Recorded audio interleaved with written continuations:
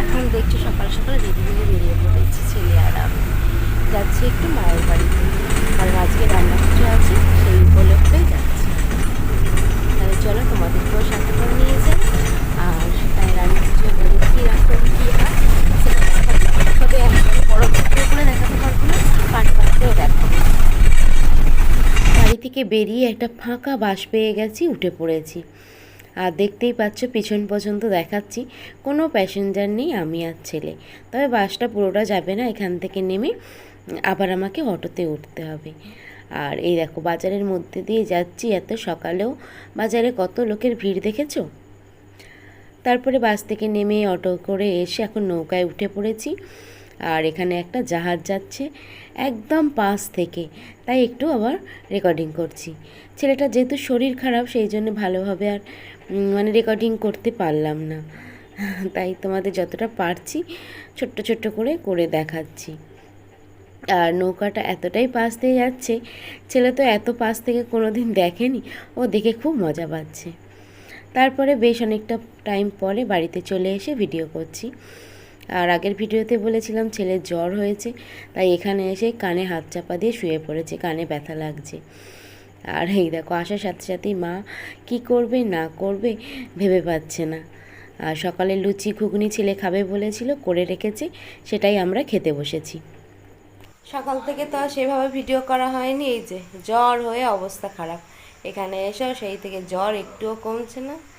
এখন একটু তুলসী পাতা, লবঙ্গ, গোলমরিচের জল ফুটিয়ে দিয়েছে মা, তাই খাচ্ছে। এই যে মাও খেতে বসেছে একসাথে, আর আমি ওইদিকে সবজিগুলো কাটছিলাম। চলো তাহলে তোমাদেরকে দেখিয়ে দিই কী সব সবজি কাটা হয়েছে, গোছগাছ করা হয়েছে, সেইভাবে তার দেখাতেই পারলাম না। এই যে সমস্ত সবজি কাটা হয়ে গেছে, আলু ভাজা, পটল ভাজা, আলু, তারপর চিচিঙ্গা, কুমড়া, কড়াই, তারপরে কলা, এদিকে ভেন্ডি, বাঁধাকপি আর কুমড়ো, পুঁই শাকের একটা তরকারি হবে, হয়ে গেছে। ঝিঙে ভাজা হবে, চালের গুঁড়ি, ছোলা ভিজিয়েছে, বাঁধাকপিতে না কুমড়োতে দেবে ঠিক জানি না, ডাল ভিজানো আছে। আর মাছ এখনো ধোয়া হয়নি, মাছ ব্যাগেতেই আছে।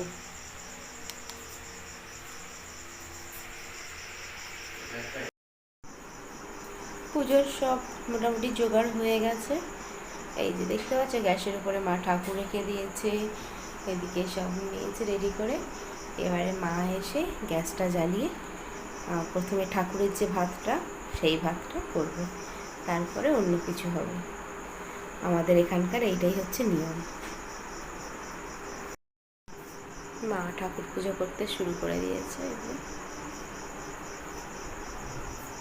ফ্যানটা অফ করে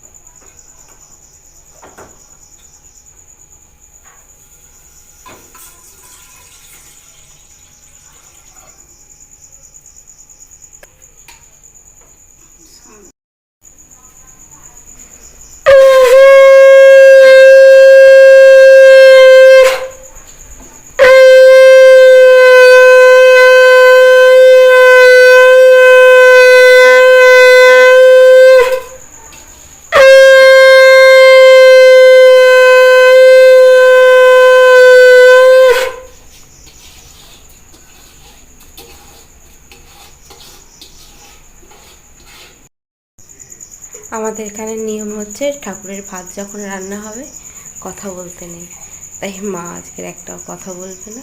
ঠাকুরের ভাতটা হয়ে গেলে তারপরে কথা বলবে।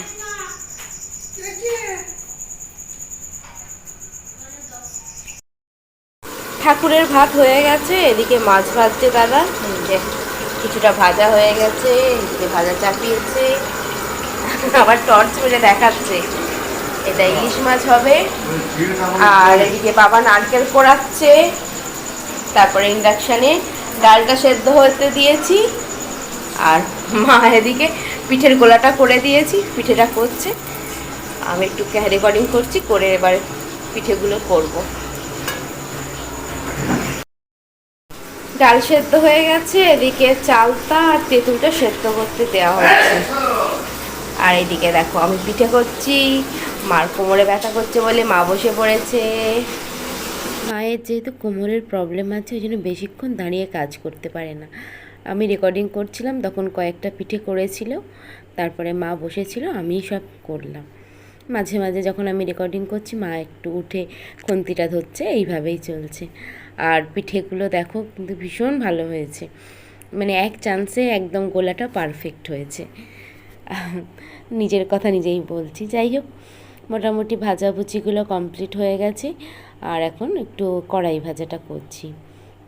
এবারে করব নারিকেলের পুর। মা পিঠে করার সময় গ্যাসটা এতটাই জোর দিয়ে দিয়েছিল। এখন বাজে 3:30, রান্না কমপ্লিট।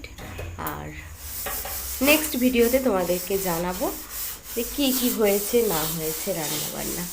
আর মা এদিকে বাসন মাজছে, আর মাকে দেখাচ্ছি না। তাহলে ভিডিওটা আজকের এখানেই শেষ করছি।